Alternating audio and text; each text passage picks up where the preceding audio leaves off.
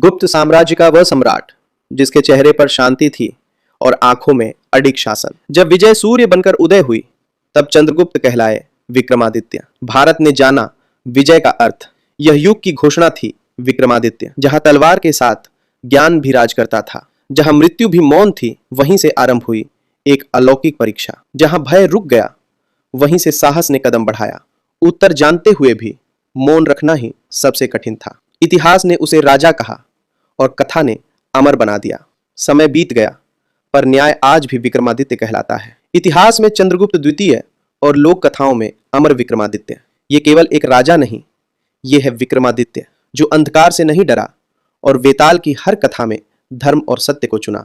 और आने वाले एपिसोड्स में क्या चंद्रगुप्त द्वितीय ही था विक्रमादित्य या इतिहास ने कुछ छुपा लिया? उत्तर अभी नहीं। अभी जानिए चंद्रगुप्त द्वितीय, एक सम्राट कई रहस्य। मृत्यु हमेशा तलवार लेकर नहीं आती, कभी कभी वो पालकी में सवार होकर आती है। कोहरे से ढके इन पहाड़ों में हर कदम के साथ एक साम्राज्य की किस्मत चल रही थी। इस रेशमी घूंघट के पीछे एक राजा बैठा था जो आज इतिहास बदलने आया था। सांस शांत थी पर आंखों में युद्ध की आग जल रही थी। ये दासियां नहीं थीं, ये मौत के सिपाही थे, चुप, सधे हुए। रेशम के नीचे छिपी थी इस्पात की धार और हर चाल में अनुशासन। शक शिविर के द्वार खुलते ही हवा में दुश्मनी की गंध फैल गई। एक गलती और ये रात अंतिम हो सकती थी। शक सैनिक की नजर तेज थी पर उसे क्या पता था वो किसे देख रहा है। घूंघट हटा और समय थम सा गया। दो आंखें मिली और उस एक पल में मृत्यु ने भी पलक झपकाई।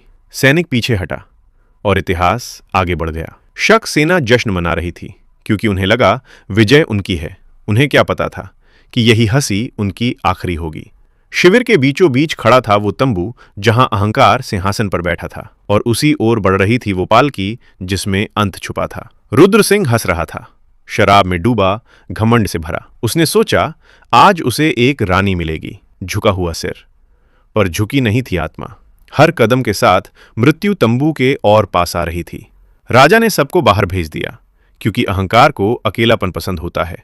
तंबू बंद हुआ और बाहर की दुनिया कट गई। बाहर सिपाही अपनी जगह ले चुके थे, बस संकेत का इंतजार था। हर आंख तंबू पर टिकी थी, हर सांस रोकी हुई। हाथ बढ़ा घूंघट की ओर और उसी क्षण भाग्य ने करवट ली। कमर पर छिपी धार जाग उठी। अब कोई वापसी नहीं थी। घूंघट गिरा और राजा नहीं, चंद्रगुप्त सामने खड़ा था। पहली वार में ही अहंकार लहूलुहान हो गया। तंबू के भीतर संघर्ष हुआ, छोटा, क्रूर और निर्णायक। और फिर शिविर का राजा हमेशा के लिए चुप हो गया। बाहर दासियों ने तलवारें खींच लीं और रात चीख उठी। हर वार के साथ शक साम्राज्य टूटने लगा। आग हवा में उड़ी। ये संकेत था अब युद्ध खुलेगा। तंबू जल उठा और अंधेरे में सत्य चमक उठा।